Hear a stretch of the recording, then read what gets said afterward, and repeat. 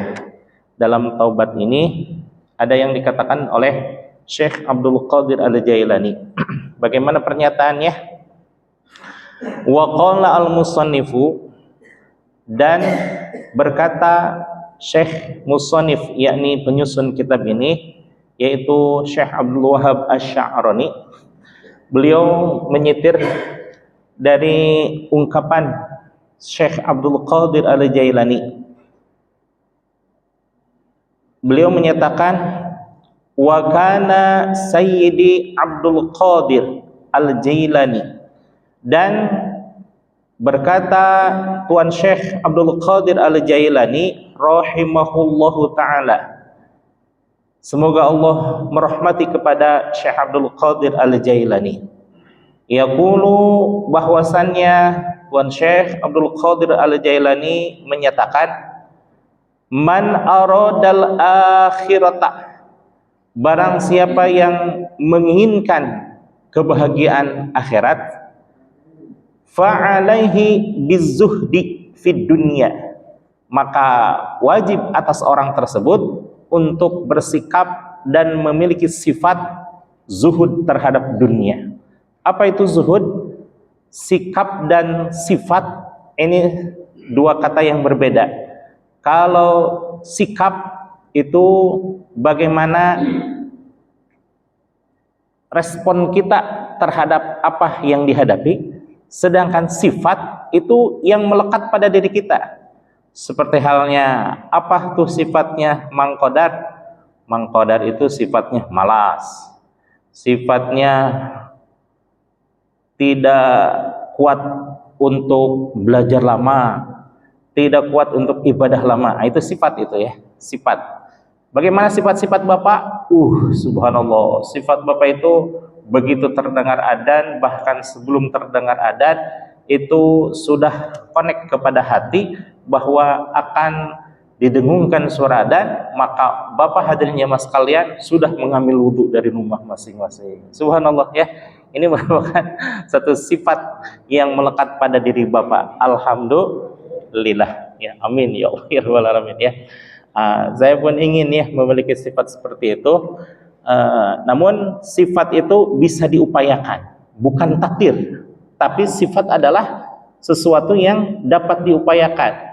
Contoh, saya menyadari bahwa saya tidak terlalu pintar, maka untuk mencapai keinginan apa yang dulu saya cita-citakan, yakni ingin memiliki ilmu yang sebanyak-banyaknya, maka kalaupun saya tidak dibekali otak yang cerdas, tapi harus memiliki apa? Kemauan dan kerajinan. Betul ya? Mau dengan rajin. Yang rajin itu biasanya biasa-biasa, namun karena kalah dengan rajin, maka yang pintar pun akan terkalahkan. Soalnya ketika merasa diri sudah pintar, saya udah pintar ini, ngapain harus belajar? Otomatis kan tidak di upgrade itu pengetahuan. Lama tidak menambah ilmu pengetahuan, lama tidak membaca, akhirnya terkalahkan oleh orang yang rajin belajar. Yang belajar misalkan menyadari bahwa saya itu lupa aja setiap majelis taklim, setiap pengajian, setiap taklim, lupa saja. Maka sedikit demi sedikit diistiqomahkan waktu untuk mempelajari, entah itu Quran, hadis, qaul ulama dan lain sebagainya. Nah, sedikit lama-lama menjadi bukit. Sementara yang pintar karena merasa sudah pintar, lama tidak belajar, akhirnya kalah oleh orang yang seperti halnya di dalam sebuah hikayat, sebuah cerita, ada perlombaan antara kijang dengan kura-kura katanya. Secara logika mana yang menang? Kijang pasti, karena kijang melesatnya cepat, larinya cepat. Kata kijang, masa saya diadu dengan kura-kura? Saya mah tuh pelari petar cepat, sedangkan kura-kura semeter juga beberapa menit gitu. Saya santai aja katanya. Akhirnya karena kesantaian santai ketiduran. Ada si kura-kura terus aja berjalan. Akhirnya yang finish duluan siapa? Kura-kura gitu ya. Itu karena menang dalam rajin gitu ya. Nah, Bapak hadirin jamaah sekalian, kalau tidak memiliki kecerdasan seperti halnya Tuan Guru Uas dan Uwah, maka kita harus mengadu dengan kerajinan. Insya Allah ya. Insya Allah. Mudah-mudahan semuanya ya rajin, ya pintar gitu ya. Alhamdulillah. Amin. Nah, wa kana Sayyidi Syekh Abdul Qadir Al-Jailani rahimahullahu taala, man arada dunya fa'alaihi bizuhdi fil akhirah. Oh, mohon maaf, fid dunya. Barang siapa yang ingin memiliki kebahagiaan akhirat, maka dia harus zuhud terhadap dunia. Apa itu zuhud? Zuhud itu bersungguh-sungguh dalam mencapai sesuatu, tapi tidak menitik beratkan hal tersebut di dalam hati. Karena yang ada di dalam kolbu hanya boleh siapa? Siapa? Allah, ya. Di dalam kolbu ini hanya boleh ada Allah. Selain Allah tidak boleh. Dunia itu hanya kendaraan. Apapun yang ada di dunia ini hanyalah kendaraan. Bagaimana atuh cenah? Hanya cinta kepada Allah, sementara Rasulullah bukankah harus ada di dalam hati? Itu bab lain. Sebelum kita mencapai kecintaan terhadap Allah Subhanahu wa taala, kata Imamul Ghazali bahwa ada tangga-tangga yang harus dilalui seseorang supaya kecintaannya, kalau bahasa Sundanya, merenah, melepah gedang. Apa itu? Menetek dari tangga satu ke tangga berikutnya, mengejah dari alif ke ba, ta, sa, dan membaca dari huruf A sampai Z dan lain sebagainya. Artinya semakin ke sana semakin mencapai puncak. Apa itu? Sebelum mencapai kecintaan kepada Allah, maka laluilah tangga melalui kecintaan kepada Rasulullah sallallahu alaihi wasallam. Cuma karena Rasulullah sallallahu alaihi wasallam sama dengan kita sebagai makhluk, maka yang ada di dalam hati hanyalah boleh Allah saja. Selain Allah tidak boleh, ya. Hanya cinta kepada Allah.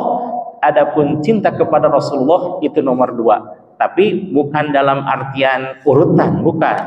Cinta mah cinta kepada Rasulullah sallallahu alaihi wasallam, namun berhubung Rasulullah sallallahu alaihi wasallam mengajarkan dalam ilmu tauhid bahwa tidak boleh ada seorang pun, tidak boleh ada sesuatu pun di dalam qalbu, hanyalah Allah Subhanahu wa taala. Ini untuk menyeratkan ketauhidan yang lurus kepada Allah Subhanahu wa taala, bahwa Allah lah segala-galanya. Sementara Nabi Muhammad SAW, para sahabat, para tabi'in, para tabi'ut tabi'in, para ulama salafin, para ulama khalafin, para ulama kontemporer, sampai ulama zaman sekarang, itu hanyalah sebagai wasilah untuk mencapai kecintaan dan keriduan Allah Subhanahu wa taala, ya. Nah, zuhud itu diambil dari kata zahada itu artinya, ya, kalau jahada jim itu bersungguh-sungguh.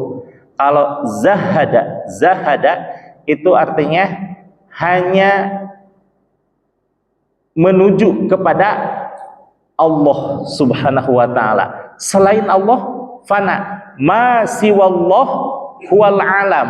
Selain Allah semuanya adalah berupa alam, dan alam ini sifatnya pasti rusak, fana. Sedangkan Allah bersifat bako itu kekal selamanya. Bagaimana katanya kekalnya surga dan neraka? Katanya surga dan neraka kekal selamanya. Kekalnya surga dan neraka itu ada diciptakan oleh Allah dan ada dihancurkan oleh Allah. Setelah hancur diciptakan lagi oleh Allah. Berarti neraka dan surga abadi tidak? Tidak, karena ada permulaan dan ada akhir, dan diadakan lagi oleh Allah Subhanahu wa taala. Sedangkan Allah tidak pernah ada kata permulaan, tidak pernah ada kata akhir. Bahkan sebelum ada kata permulaan dan sebelum ada kata pengakhiran, Allah tetap abadi. Allah ada sebelum kata ada itu ada. Kalau kita, adanya kita diadakan oleh Allah Subhanahu wa taala. Bahkan melalui perantara lagi kita mah. Apa itu? Melalui perantaraan ayah dan ibu, betul? Kalau tanpa ayah dan ibu, ada nggak manusia-manusia? Nggak ada ya. Sementara Allah mukhalafatu lil hawadis, tidak memerlukan makhluk apapun, tidak memerlukan wasilah maupun perantaraan apapun, sementara makhluk-makhluk seluruhnya itu ada perantaranya. Mengenai kemakhlukan Nabi Muhammad SAW, kenapa Allah menakdirkan Nabi Muhammad SAW dalam keadaan yatim sebelum lahir dan dalam keadaan yatim piatu usia 8 tahun. Salah satu rahasianya bahwa lihat dari lafaz ayah. Ayah dalam bahasa Arabnya apa? Abi ya, abi, betul. Abun kalau ayahku, abi. Kalau Tuhan dalam bahasa Arabnya apa? Robbi.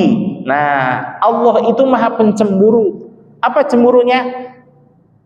Hal yang paling dicemburui oleh Allah Subhanahu wa taala adalah manakala kekasihnya menyebut yang lain. Allah menginginkan ketika Rasulullah SAW menginginkan sesuatu, maka Nabi Muhammad hanya menyebut Robbi, Robbi, bukan Abi, Abi, betul? Coba perhatikan sekeliling kita, tetangga-tetangga yang punya anak kecil, atau dulu lah kita ketika bapak-bapak masih muda gitu ya, semuanya lah gitu. Ketika putra kita menginginkan sesuatu, yang paling dekat dengan putra itu kan ayah dan ibu ya, yang biasanya diucapkan oleh anak-anak kita apa? Abi, umi, atau ayah, bunda, betul ya? Abah, boleh, apalah semuanya. Setiap kata, setiap daerah memiliki sebutan masing-masing. Ada ada abah, ada abi, ada baba, ada apa? Wah, papi, coba boleh. Dan lain sebagainya. Tapi jarang sekali ada seorang anak yang langsung terhubung kepada Allah manakala dia menginginkan sesuatu. Robbi, Robbi, betul tidak? Nah, berarti anak-anak yang lain ya sebagaimana pada umumnya menggantungkan harapannya terhadap ayah dan bundanya, betul ya? Tapi Rasulullah SAW diskenariokan oleh Allah Subhanahu wa taala bahwa dia tidak memiliki ayah sebelum lahir, bahwa ibundanya meninggal ketika beliau berusia 8 tahun. Supaya apa? Salah satu di antaranya supaya Nabi Muhammad tidak menyebutkan abi, abi, tapi Robbi, Robbi. Ya. Nah, inilah satu ketauhidan. Benar. Satu ketauhidan yang sangat luar biasa terkait dengan hal ini. Man arada dunya fa'alaihi bizzuhdi fid dunya, man arada al akhirah fa'alaihi bizzuhdi fil akhirah, fid dunya. Syekh Abdul Qadir Al-Jailani menyatakan, barang siapa yang ingin bahagia di akhirat, maka dia haruslah zuhud terhadap dunia. Zuhud bersungguh-sungguh, tapi tidak menjadikan apa yang dicarinya itu sebagai tujuan, tapi hanya sebagai kendaraan. Apa itu kendaraan? Bisa ilmu pengetahuan, bisa kekayaan, bisa popularitas, bisa segala macam yang ada di dunia ini, tapi hanya sekedar tujuan. Tapi saatnya sekedar kendaraan. Yang menjadi tujuan tetap Allah Subhanahu wa taala. Poin pertama ya. Yang kedua, waman aradallah, dan barang siapa yang menginginkan Allah saja, fa'alaihi bizuhdi fil akhirah, maka wajib atas orang tersebut untuk bersikap dan bersifat zuhud terhadap akhirah. Zuhud terhadap akhirah itu maksudnya apa? Hal tipis ya.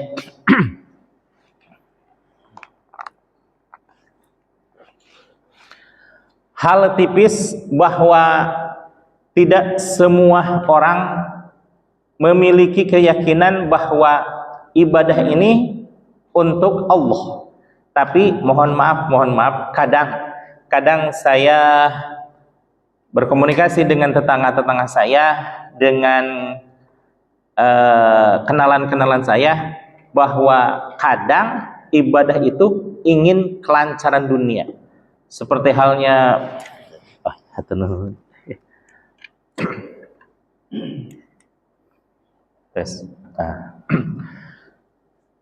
seperti halnya membaca surah Al-Waqiah.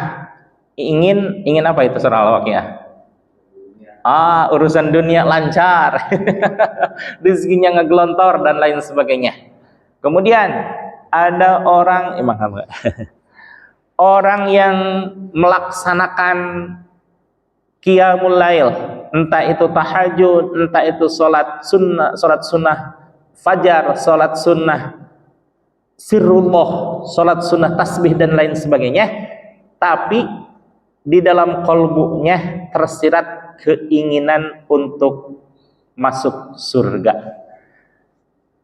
Salah nggak itu?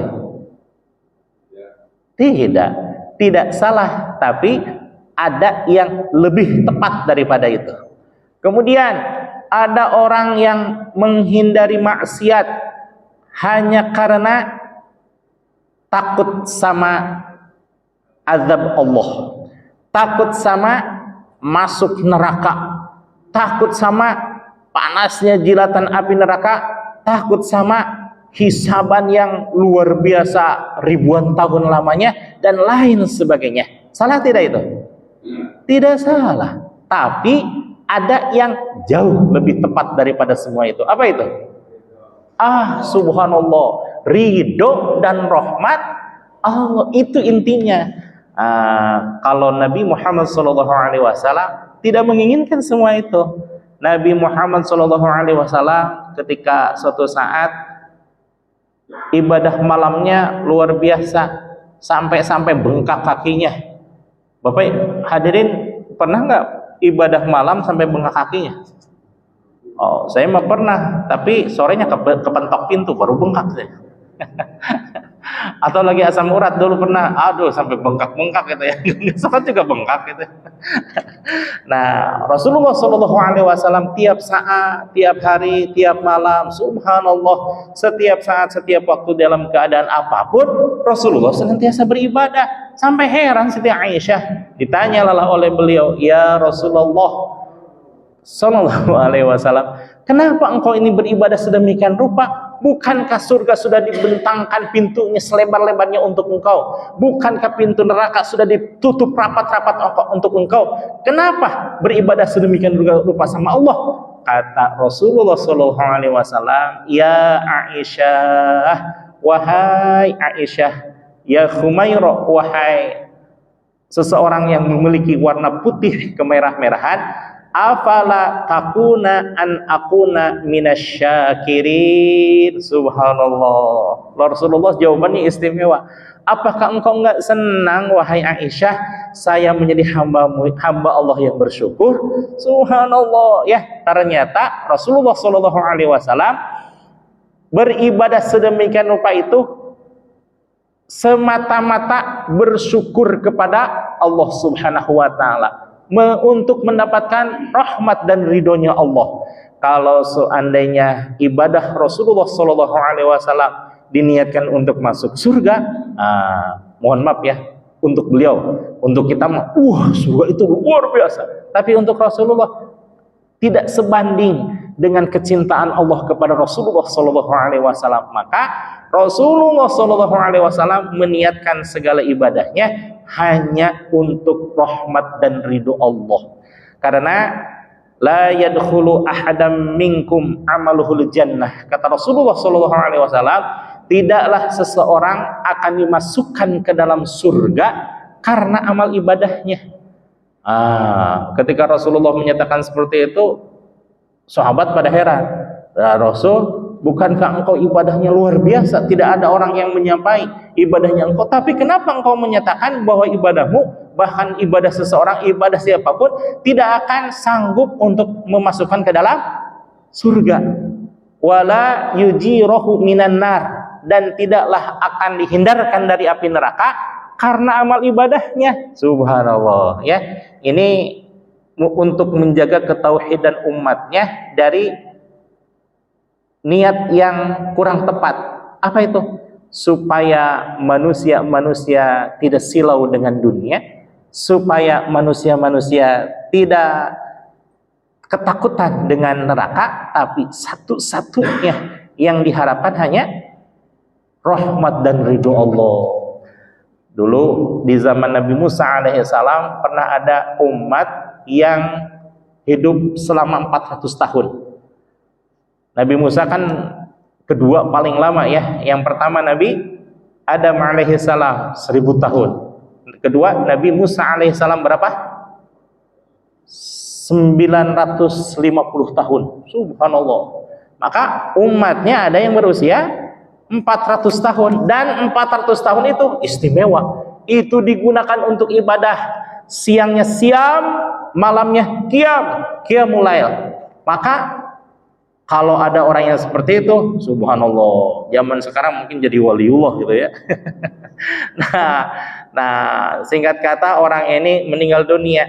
Ditanya oleh Allah, wahai abid, ya ahli ibadah, dengan apa engkau akan masuk surga? Dengan pedenya dia menjawab, insya Allah saya akan masuk surga dengan amalan-amalan saya, ya Allah. Lihatlah bentangan amalan-amalan saya. Siangnya siang, malamnya qiyam. Ketika diperiksa oleh Allah Subhanahu wa taala, Masya Allah, itu ibadah yang 400 tahun tidak mencukupi untuk membalas kenikmatan Allah berupa sebiji bola mata. Itu baru sebiji bola mata, belum yang lainnya, belum alis, belum bulu mata, belum pipi, belum segala macam. Tersungkurlah dia, Masya Allah, ampuni aku ya Allah, aku masuk surga insya Allah dengan rahmat dan ridhomu. Baru ketika orang tersebut menyatakan rahmat dan ridho Allah, Allah pun memasukkan dia ke dalam surganya Allah Subhanahu wa taala. Bahkan di dalam Sirrul Asrarnya Tuan Syekh Abdul Qadir Al-Jailani, dalam kitab yang lain ya, kalau ini sitiran beliau, yakni Syekh Abdullah Asy'arani menyitir ungkapan Syekh Abdul Qadir. Tapi kalau di dalam Sirrul Asrar itu betul-betul ungkapan Syekh Abdul Qadir Al-Jailani, tapi beliau pun menyitir hadis Rasulullah sallallahu alaihi wasallam. Apa itu hadisnya? Inna lillahi jannatun, sesungguhnya Allah Subhanahu wa taala memiliki surga, la haurun fiha wala qusurun, yang tidak ada di dalamnya bidadari, tidak ada di dalamnya istana-istana, tidak ada di dalamnya asalun madu, tidak ada di dalamnya labanun susu. Itu adalah perwakilan-perwakilan dari kenikmatan-kenikmatan berupa materi. Betul ya? Ada makanan, ada minuman, ada bidadari, ada istana-istana. Oh, bagi saya ini luar biasa itu ya. Tapi Allah memiliki, selain Allah memiliki 7 surga dan 7 neraka, ternyata Allah memiliki, yang diriwayatkan oleh Imam At-Tirmidzi, memiliki surga yang di dalamnya tidak ada apa-apanya. Tidak ada makanan, tidak ada minuman, tidak ada bidadari, tidak ada istana-istana. Kalau menurut saya ya, surga masa nggak ada kenikmatan-kenikmatan? Lalu apa dong kenikmatan dunia? Hanya satu, dan itu kenikmatan-kenikmatan yang itu kenikmatan yang paling luar biasa, yakni yanzuru biwajhillah, melihat wajah Allah. Kalau yang zuru binuri biwajhillah di alam dunia itu diartikan melihat kekuasaan Allah. Tapi kalau di akhirat itu mana hakiki. Apa mana hakikinya? Melihat wajah Allah dalam artian zat Allah senantiasa dilihat, dan itu puncak kenikmatan. Penduduk ahli surga semuanya mendapatkan kenikmatan, tapi mereka minum, mereka makan, mereka bersenang-senang, mereka bersilaturahim, mereka bercengkrama dengan penduduk surga yang lainnya. Cuma sekali-kali Allah izinkan untuk melihat zat Allah. Tapi kalau surga tersebut yang di dalam hadis tersebut memang tidak disebutkan namanya, surga tersebut tidak memiliki apa-apa, tapi isinya merupakan kenikmatan yang puncak, yakni kenikmatan melihat wajah Allah. Subhanallah. Seperti apa kenikmatan melihat wajah Allah? Nanti aja kita akan ketemu ya di surga. Oh, ini kata Mang Kodar tuh. Surga yang subhanallah ya. Jangankan masuk ke surga yang itu, insya Allah kita masuk surga ma'wa, surga firdaus, dan surga apapun itu amin ya amin. Itu diperkenankan oleh Allah melihat wajah Allah. Tapi sekali-sekali ya. Nah, dengan melihat wajah Allah itu hilang semua kenikmatan, yang ada hanyalah tertuju kepada wajah Allah, kepada zat Allah. Subhanallah. Itu nanti kita PR bersama ya, seperti apa kenikmatannya, luar biasa begitu ya, sampai mengalahkan kenikmatan makan, kenikmatan minum, kenikmatan bidadari, kenikmatan istana dan lain sebagainya lah. Insya Allah kita ya, insya Allah kalau di kabarnya warga GPM tidak cuci kaki dulu ya, langsung aja menerobos masuk surga. Insya Allah ya. Nah, ungkapan Syekh Abdul Qadir Al-Jailani, man aradal akhirah fa'alaihi fid dunya wa man aradallahu fa'alaihi bizuhdi fil akhirah. Ini sama halnya dengan hadis Kangjeng Nabi. Apa itu? Kalau ini tentang zuhud ya, dengan zuhud meraih kebahagiaan dunia dan meraih kebahagiaan akhirat dengan zuhud terhadap dunia, tidak terlalu kokomun, kata-kata bahasa Sunda Pak Hajinya. Tidak terlalu kokomun karena dunia, tidak terlalu silau dengan urusan dunia, tapi dengan zuhud berusaha untuk mencapai semua itu, tapi hanya sebatas kendaraan. Sebagaimana Sayyidina Ali memohon kepada Allah, ya Allah, letakkan engkau di dalam hatiku dan letakkanlah dunia di dalam genggamanku. Artinya apa? Berusaha mencari dunia dengan sekuat tenaga, tapi tetap tidak ada yang masuk ke dalam hati. Nah, gitu ya. Beda sama saya mah susah tuh ya. Ketika makan ikan, yang kebayang apa? Yang kebayang adalah ikannya, berikut daging-daging yang serba lezat gitu ya. Tapi para wali-wali dan para nabi ketika makan ikan, yang dirasa adalah itu hanya sebatas syariat untuk menjalankan ibadah kepada Allah Subhanahu wa taala. Kalau saya mau makan, ya makan untuk mendapatkan kenikmatan ya. Beda dengan nabi dan dengan wali gitu ya. Nah, di dalam hadis Kangjeng Nabi itu mohon maaf, ini adalah ungkapan Syekh Abdul Qadir, tapi ungkapan Nabi Muhammad SAW yang disebut dengan hadis. Kalau maqalah ulama hanya sebatas maqalah. Man aradal akhirah, man aradad dunya fa'alaihi bil ilmi.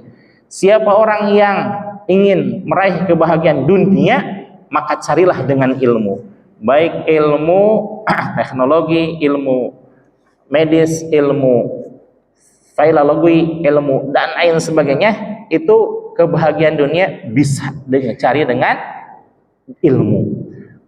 Wa man aradal akhirah fa'alaihi bil ilmi.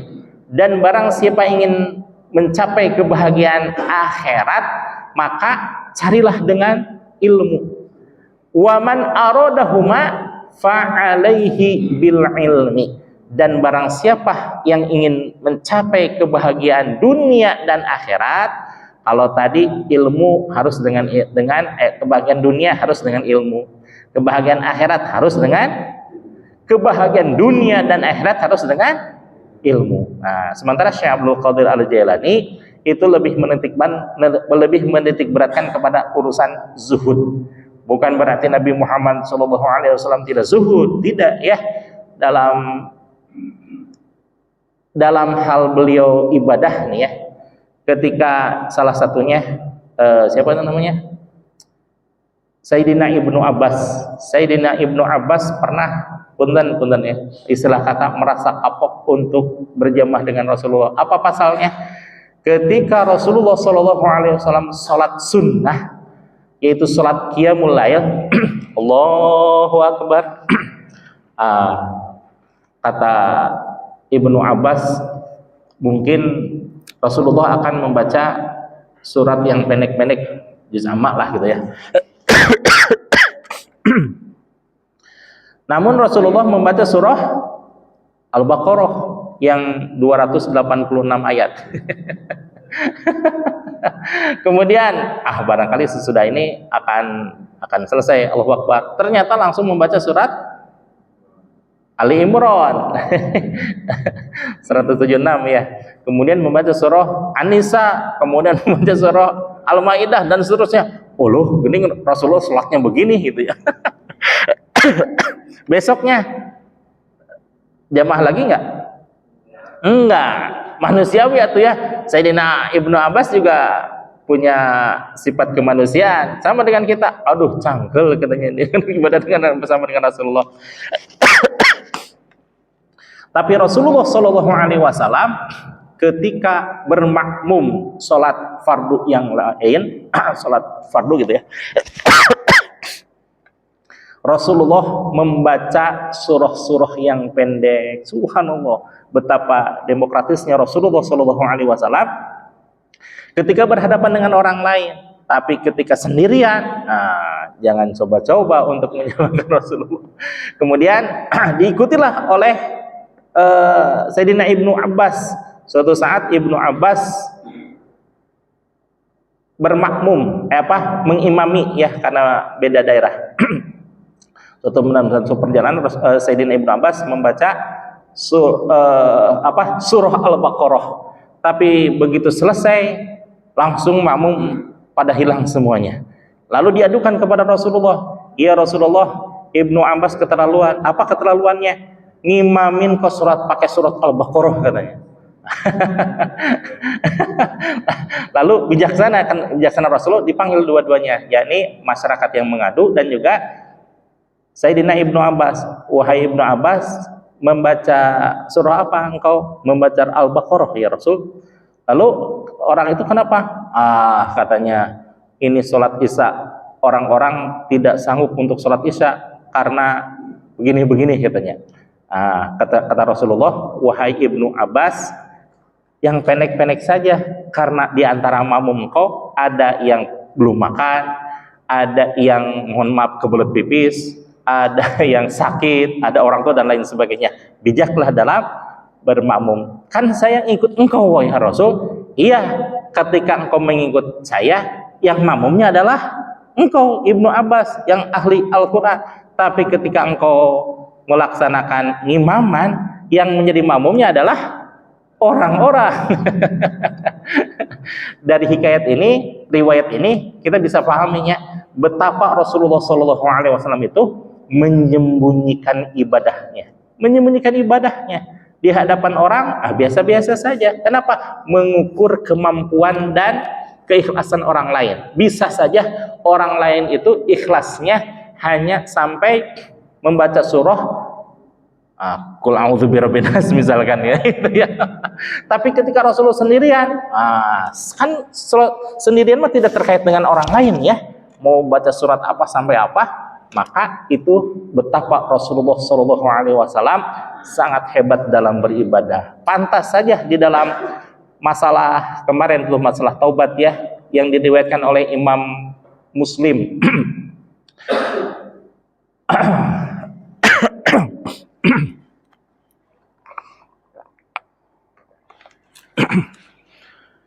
Dalam riwayat Imam Muslim, Rasulullah melaksanakan istighfar sehari semalam hanya 70 kali. wallahi la astaghfirullah wa atubu ilaih fi kulli yaumin wa lailatin sab'ina marrah. Demi Allah, kata Rasulullah, bahwa saya beristighfar sehari semalam hanya 70 kali. Kalau dalam riwayat Imam Bukhari dan Muslim, maka Rasulullah Shallallahu Alaihi Wasallam maksimal itu 100. La astaghfirullah wallahi la astaghfirullah wa atubu ilaih lailatan fi kulli lailin fi kulli yaumin wa lailatin mi'ata marrah. Hanya sebatas 100 kali. Kan istighfar mah gampang ya. Astagfirullahaladzim, astagfirullahaladzim. Mungkin 15 menit cukuplah 100 balikan. Tapi yang dimaksud oleh Rasulullah SAW bisa jadi Rasulullah ketika mengucapkan baru wah, ingat akan kecintaan Allah kepada Rasul, itu yang membahagiakan Rasul, maka Rasulullah menangis jadi-jadinya. Pantas saja Rasulullah mengucapkan zikir istighfar hanya 70 kali atau sampai 100. Itu karena tadaburnya Rasul, karena tazakurnya Rasul, dan karena tafakurnya Rasulullah SAW kepada makna talafuz ayat. Sementara kita, saya terutama, zikir itu hanya sebatas baru ucapan bibir saja. Ya, itu juga sudah alhamdulillah ya, ucapan bibir ya. Mudah-mudahan nanti meningkat menjadi tafakur dan tadakur. Lanjut. Wa ma dama fi qalbil abdi, dan selama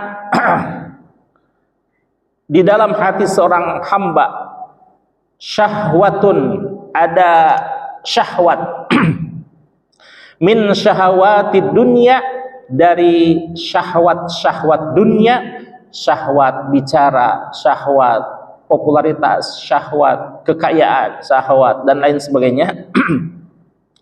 Au ladzatun min ladzatiha, atau ingin merasakan kenikmatan dari kenikmatan dunia, min makulin, dari makanan, au malbusin, atau pakaian, au mankuhin, atau pernikahan, au wilayatin, atau kepemimpinan, au risalatin, atau risalatin min tadqiqin min fanin minal funun, atau penelitian dari berbagai jenis fan di antara fan-fan ilmu pengetahuan.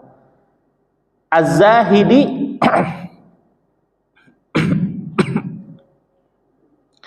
Az-zahidi, yang mengabaikan diri, anil fardi, dari kefarduan.